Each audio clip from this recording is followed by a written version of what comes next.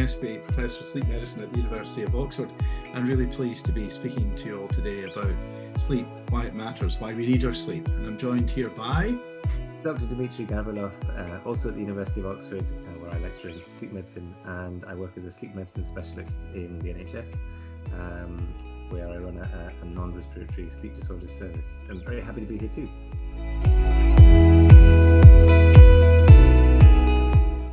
I guess we often see people when they're struggling to get their sleep. And I guess that's one of the reasons that we first become aware that sleep is terribly important. So whether it's a clinical problem where people are struggling to sleep over long term, or whether it's just having the occasional night of bad sleep, we all know what it's like to not have slept well. And I think that really helps us to think why sleep is such an important thing. And I guess I would segment why we need our sleep into two major buckets, if you like. The first is for a whole host of physical reasons, physiological reasons that are there from birth right the way through our lives. The brain is really important for clearing all the metabolic waste from our brain, that we need our sleep for immune function, which is really important during COVID. We've become very aware of how infection can create problems worldwide. A lot of what we call immune signaling takes place during sleep. We need sleep to synthesize protein, to restore ourselves. You know that a rest isn't as good as sleep, isn't that right, Dimitri? Certainly You is. don't regenerate cells during rest. So all these kind of physical reasons are really, I think, part of the substance of why we need our sleep for tissue repair and renewal and so on. I guess that's what most people would think is the purpose of sleep. Do you agree? I completely agree. And at the same time, what's really interesting is that we don't need to know that to value sleep. So for, hundreds of thousands of generations of humans, we've had this kind of need for sleep. We've done it, we've got on with it, and we've known nothing about the lymphatic system or metabolic processes. We've just got on with it and needed it because we know that it's important to do it. So we all know it's inherently valuable. And I think that one of the things that's really interesting about the way in which society has changed a bit, certainly recently, is the invention of the light bulb, great stuff on telly. We're able to extend the day further and further into the night. And sometimes we chop a bit sort of more off our sleep than we might otherwise intend to. And so that can be something that, one interesting place to start with sleep is to think, well, am I actually giving myself the opportunity to sleep enough? And maybe consider that. Yeah, I mean, I think everyone can do that little, experiment themselves, can't they? Or it's probably a natural experiment that occurs even though you don't want it to happen. Yeah, exactly. When you have a night of poor sleep, and you think, what are the consequences of that? And you don't necessarily immediately recognize all these underlying physiological processes, but what you've got is, or what we call symptoms, and perhaps also signs. That's the things that other people notice, isn't it? It's interesting. And if I you think think you've about, really had a good sleep. yeah, and if you think about what people say when they, you say, what's the first thing you notice about yourself when you've had a poor night's sleep? And people say, I'm cranky. Well, maybe, I'm feeling groggy. I don't want to, kind of shoot the breeze with people in kind of the same way as I might otherwise do. So there's all these kind of negatively associated things. There's nothing about it that's good. No one sort of says, oh, I'm great when I haven't slept very well, or Yeah, it's all I negative. love my insomnia. Yeah, exactly. Yeah. So this, That's the other big bucket, isn't it, Dimitri? yeah. There, you talk about feeling cranky and so on. There's one big bucket which is about, broadly speaking, our physical health, and the other big bucket is our kind of cognitive health, mental health, and emotional health.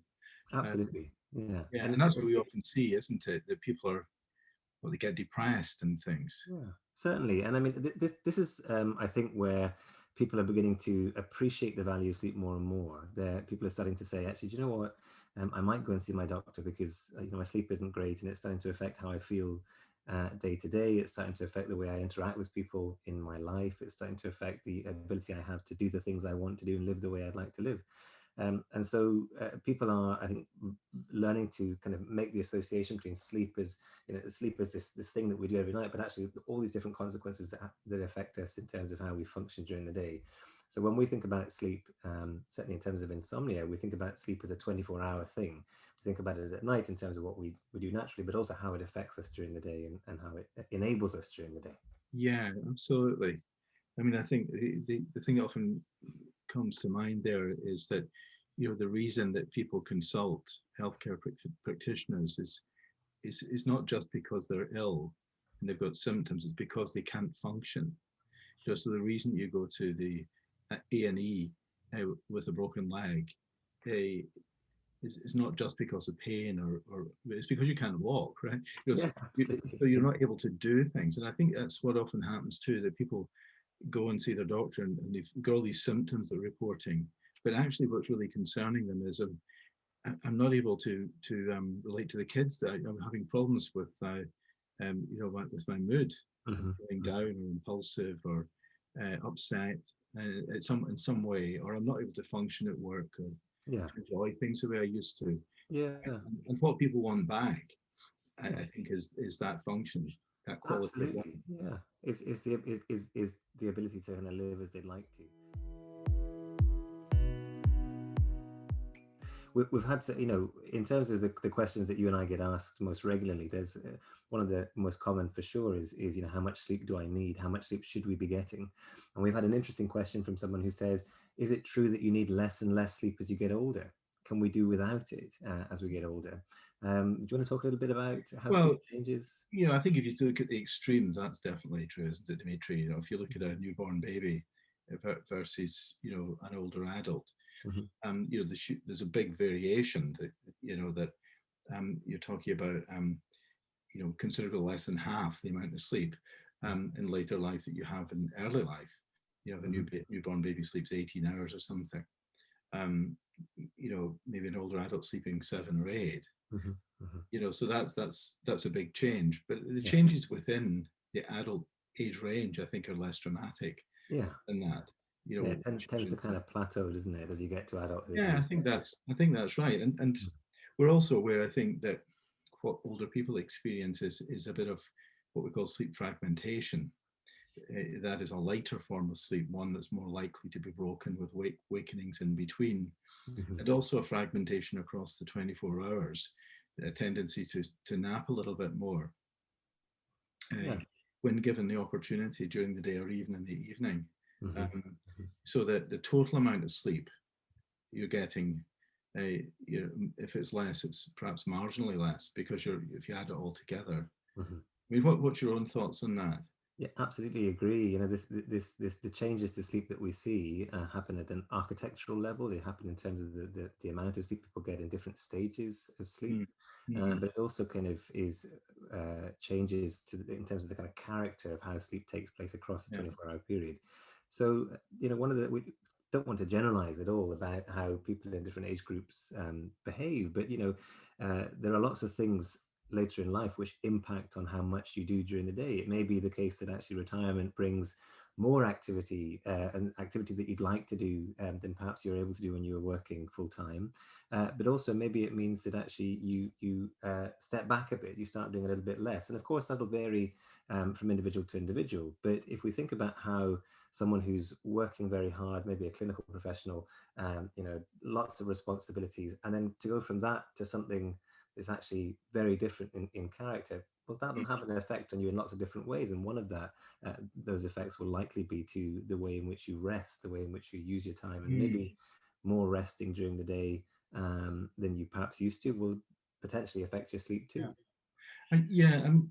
I agree with you that one of the questions we most commonly get asked is how much sleep do you need? But I think sometimes people ask it as if it's it's a known fact Mm. that this is the correct amount, and that you're a sleep expert, so you should tell me what the correct amount is. Mm. But we have also to recognize that, like all features of ourselves, sleep is a biological feature of ourselves, Yeah. and our biology differs. Not everyone is the same size. Not everyone has has got identical features. There's individual variability. Thank goodness. It'd be terrible if everyone was identical. So it's probably more appropriate to think about a range of sleep that adults need, which is probably, healthy sleep would somewhere be in the 7, 8, 9 hour range, but will vary from individual to individual. And of course, there are people who need more sleep than 9, and there's some people who perhaps manage on less than 7. But Mm-hmm. it is important to try and figure out how much sleep you actually need. Mm-hmm. And I think the way that we tend to encourage people to do this, isn't it, is to experiment. Yeah. And don't be frightened to experiment. I mean, if you would experiment in finding the right shoe size in a shoe shop, you wouldn't expect everyone's feet to be the same size. and you would experiment and say that feels like the right comfortable fit. Now you can't experiment just in the one night, but I think I think if people are a little bit flexible, thinking about, oh, that's an idea. Maybe over the next week or two, I can maybe try and see if this amount of time in bed would be better for me, Mhm.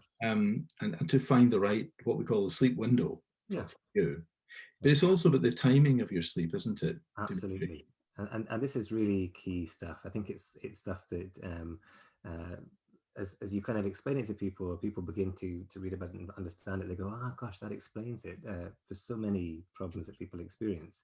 But one of the things that we see quite commonly with people who struggle with their sleep is actually that their sleep is a bit sort of haphazard. Sometimes it happens a bit earlier, sometimes it happens a bit later, sometimes it's spread out a lot, sometimes it's very short.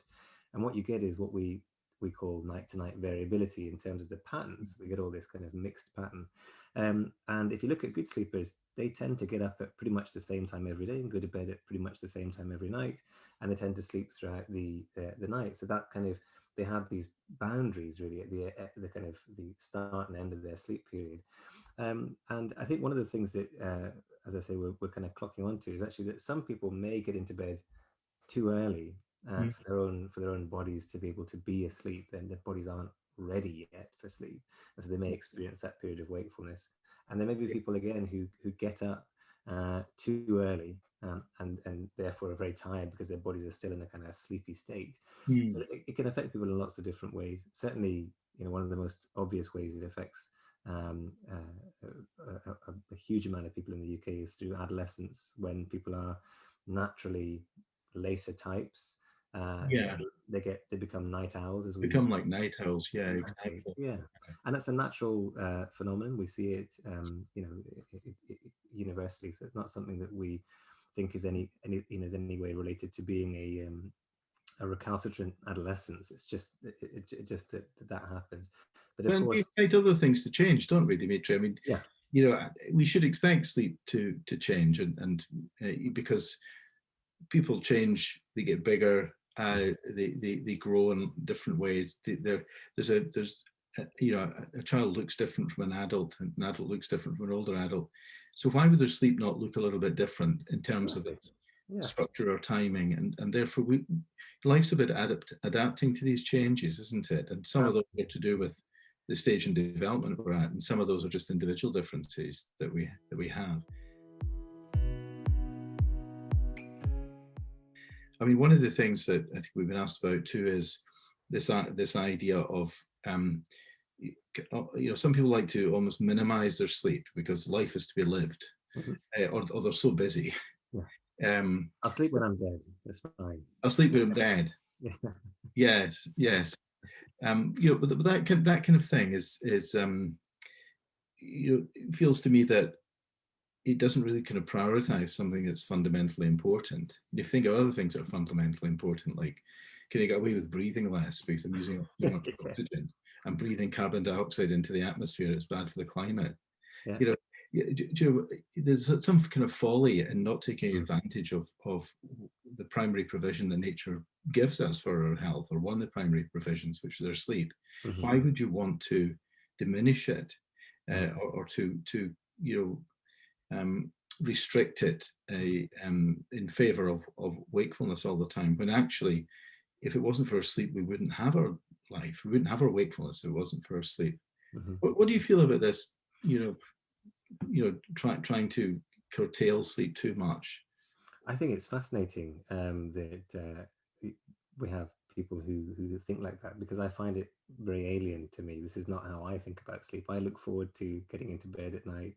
And the funny thing is that people who report that aren't necessarily people who have problems with sleep. They're, Yes. very often it's just how they like to live their lives. And there's lots of famous, well-known examples of this. In, Thomas Edison was a famous kind of Yeah. he wanted to stretch his days out, get as much done, very productive type chap, but he Yeah. catnapped a lot. So he managed to squeeze in sleep in other ways. Now, I suppose, from my perspective, I think a lot of people tend to do it without really realizing what they're doing. So they don't necessarily have this explicit statement of, I'll sleep when I'm dead, or I just need a couple of hours a night to get by. what they tend to do is they tend to kind of just, stay up and watch that extra half an hour of Bake Off, or they, have a conversation Bake across Off. or whatever Bake else Off it on is. at that time of night.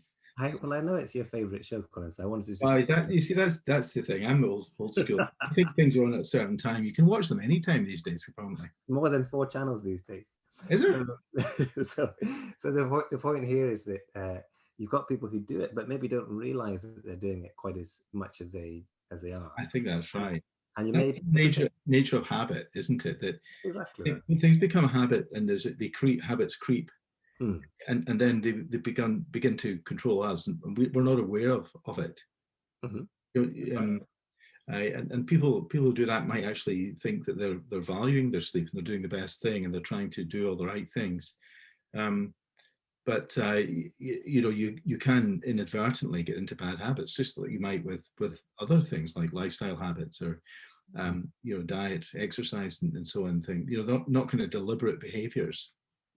Yeah, and if you think about one of the ways in which I talk to people about this is say you take half an hour a night to watch a little bit more telly, then across the working week, that's 2.5 hours less sleep that week, which actually on any one day is quite a lot less sleep, 2.5 hours. So it's not, these aren't kind of 3.5 hours, Dimitri.